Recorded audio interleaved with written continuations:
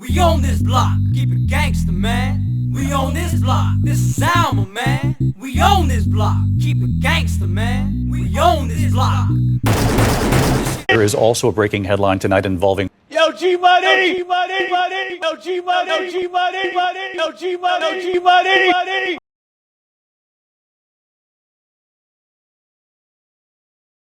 Boy, Gangster F Gucci back into his house, baby, baby, baby. So I don't know if you noticed, but like the last ones, all this, the stuff I've been putting out right now has really been about corruption when it comes to public servants, based on the fact of how these courts and DAs and public defenders railroad people, and they do it in a type of organized crime type of way, and how a lot of these police departments, like the sheriff's department uh, in San Jose, have committed, bribery, and a lot of these other the San Jose Police Department has also committed what would be called criminal, but at the same time, supposedly protecting and serving and preserving the laws, which is all bullshit. So I'm keeping my foot on their neck, you know what I'm saying?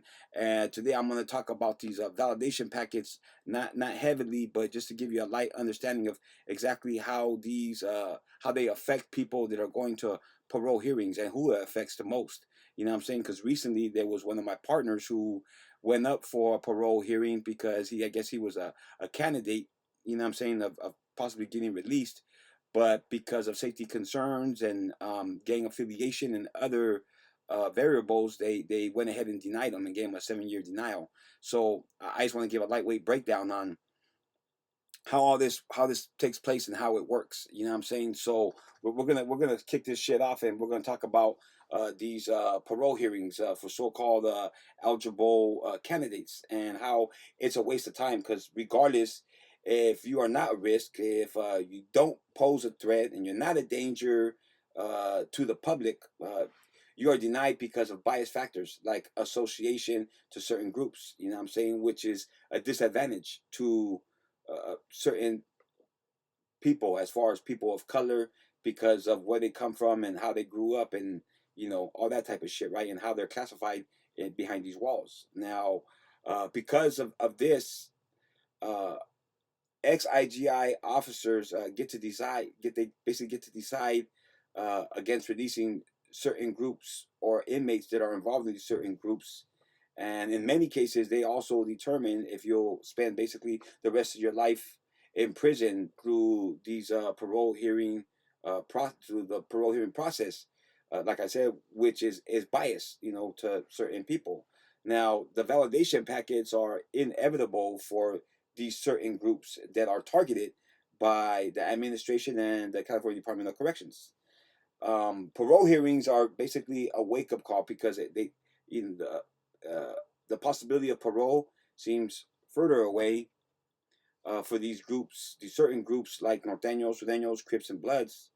You know, whereas if they weren't involved, they probably would have a better chance of getting out. But it is what it is. You know what I'm saying? So let me break down exactly what these parole hearing officers are composed of. There is 21 full-time, what they call commissioners, that are appointed by the governor, and then they're subject to confirmation by the California Senate. Now, most of these commissioners have some type of correctional officer backgrounds, you know what I'm saying? And some even have been a part of the notorious, you know what I'm saying, criminal ass motherfucking IGI, and that's the California Department of Corrections and so-called Rehabilitation Gang Unit.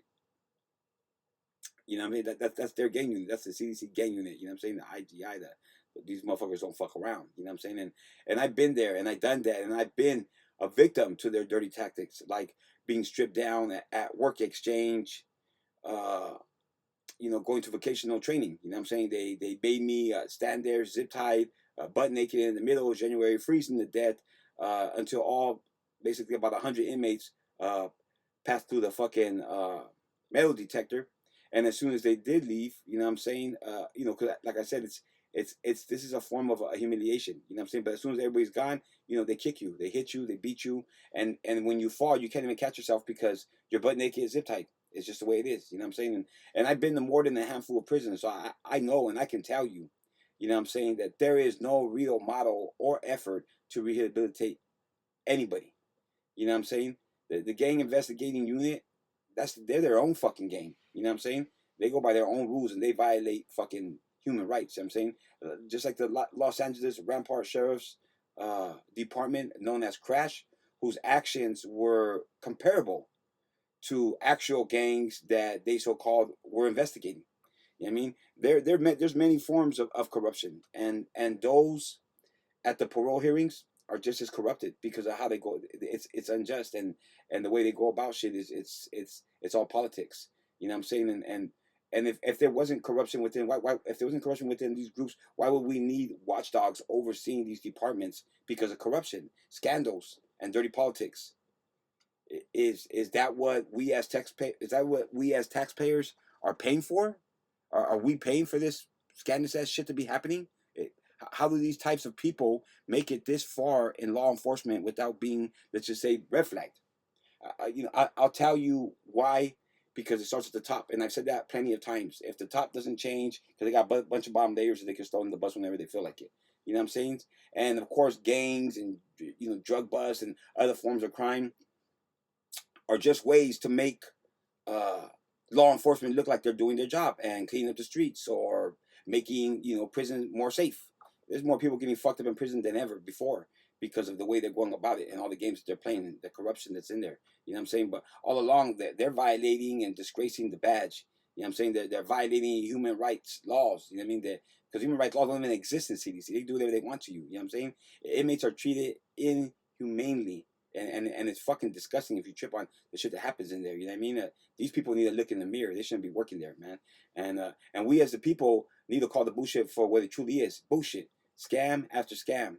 So now taxpayers have to pay for other agencies to oversee other agencies like law enforcement. Does that fucking make sense to you? That's unacceptable. It's unacceptable. You know what I'm saying? And that's why this shit needs to be dealt with an iron fist. You know what I'm saying? Straight up. Agencies like the Internal Affairs and Public Corruption Unit, what the fuck? It doesn't make sense that corruption on top of corruption is going to work. It doesn't happen like that. You know what I'm saying? And like the sheriffs in San Jose, they have back-to-back bribery cases for the guns and gun licenses and all kinds of weird ass shit. How the fuck is this happening? You know what I'm saying? It's corruption at the top, like basically this under sheriff Rick Sung and this Captain James Jensen, he's looking at 4 years top. But he probably get a slap in the hand. That's what they get, is a slap in the hand. If this was gang members, all the defendants would be looking at 20 years of life sentences. You know what I'm saying? So doing what they're doing with the slap in the hand, that's just more corruption after corruption. So when does it stop? You know what I'm saying? Public servants need to be held accountable for their actions and made examples of. You know what I mean? Because they are poison and posing as role models and positive examples in our communities, and it's all fucking lies. It's fake as fuck. Straight plastic shit. Right? And they're held at a higher standard. Therefore, consequences should not be minimal. They should be charged with treason and robbing taxpayers for their freaking money. You know what I'm saying? It's insane.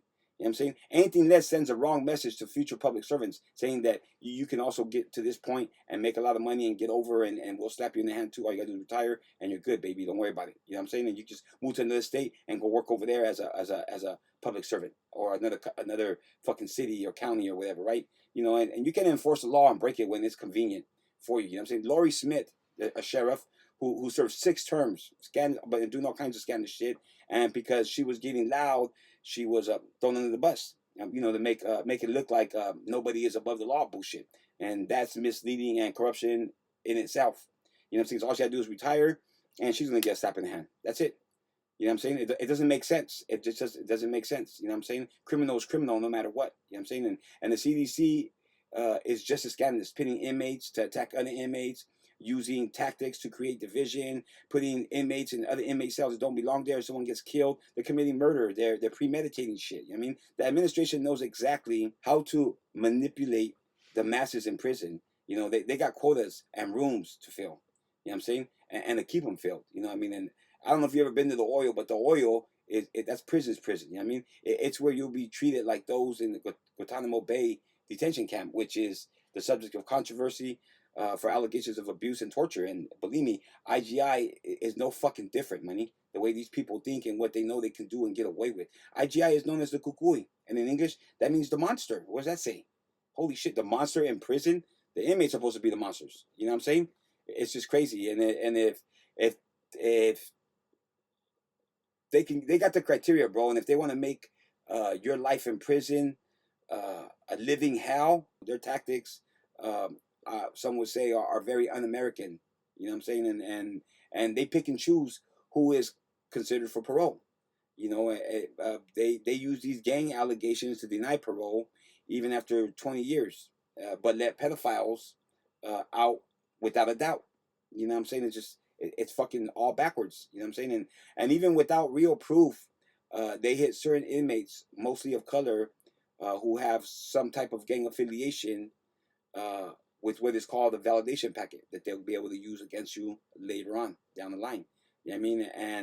And that, my friend, will have you locked down in the shoe. You know what I'm saying? And that'll be used against you. You know what I'm saying? It'll be used against you in your upcoming parole hearing. You know what I'm saying? And this is just another tactic. You know, it's a tactic to keep certain individuals locked up.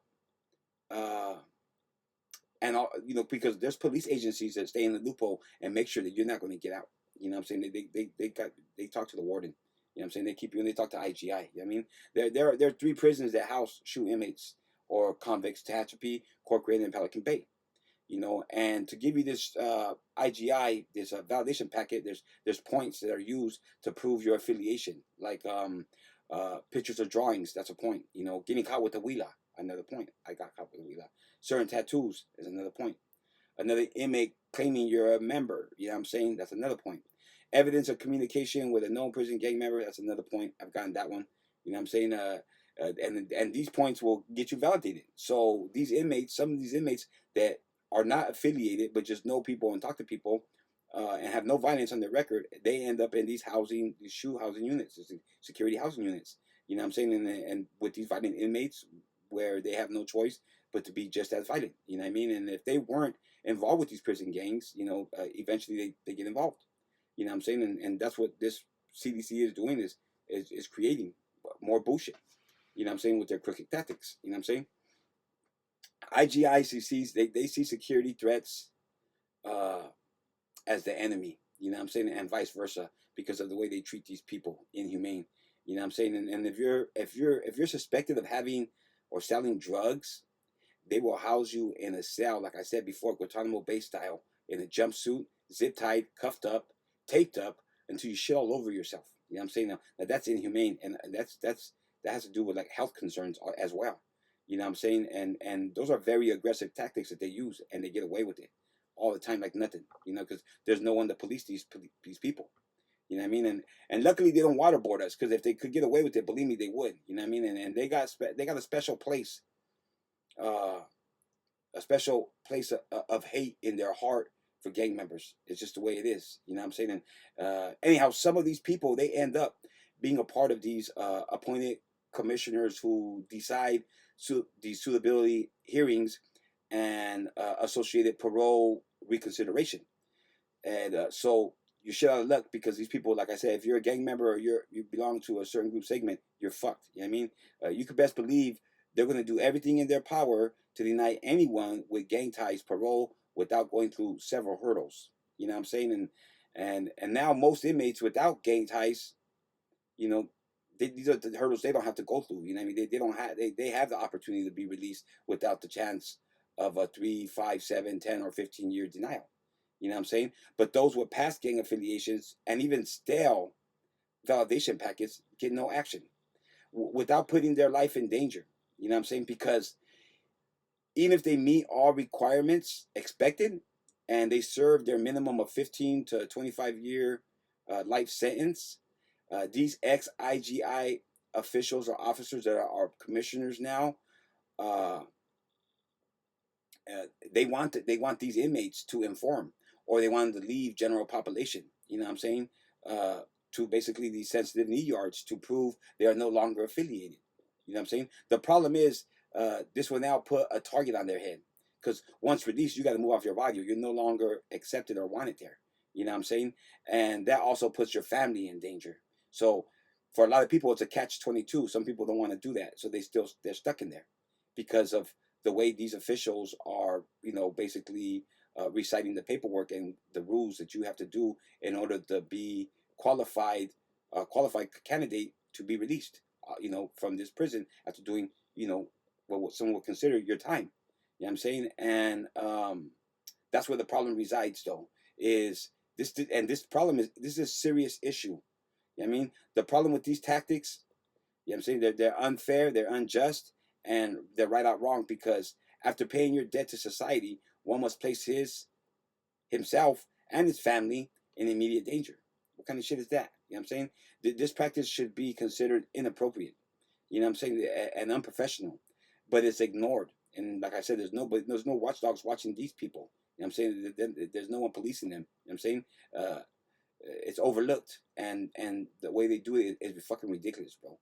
You know what I'm saying? And by making inmates and convicts roll it up out of GP, they're not solving issues. Instead, they're purposely setting up problems, for the future. You know what I'm saying? Because they are well aware of people being removed and stabbed for being on the SNY yard, even killed on the streets behind this, and they encourage it. This is basically aiding and abetting. This is premeditated murder or attempted murder. This is conspiracy to commit murder without having to do it themselves.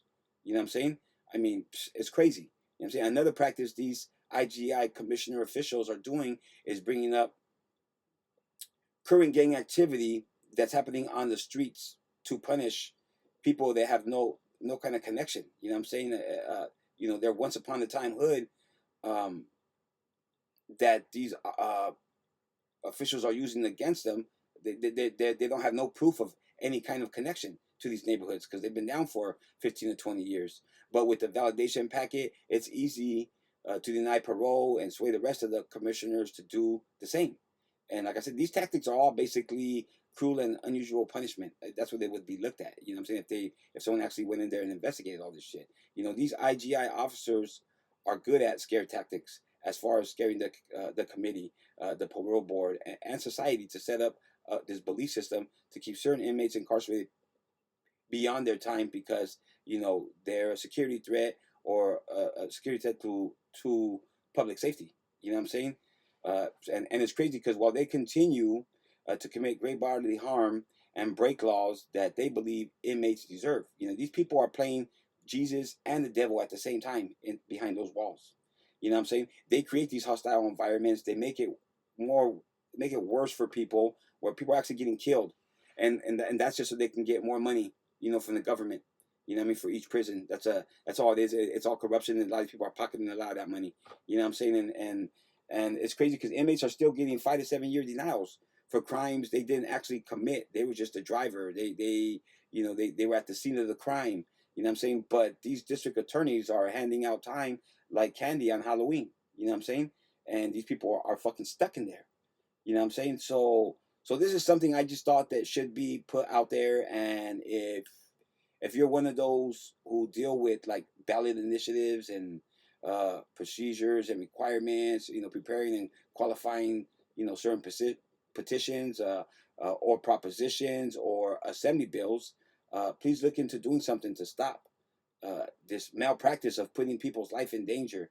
And even if they're ex-convicts, at the end of the day, we all do stuff and make mistakes, especially at young ages. Everybody deserves a second chance, especially those that make mistakes in their younger years of life. You know what I'm saying? And with that said, I'm out.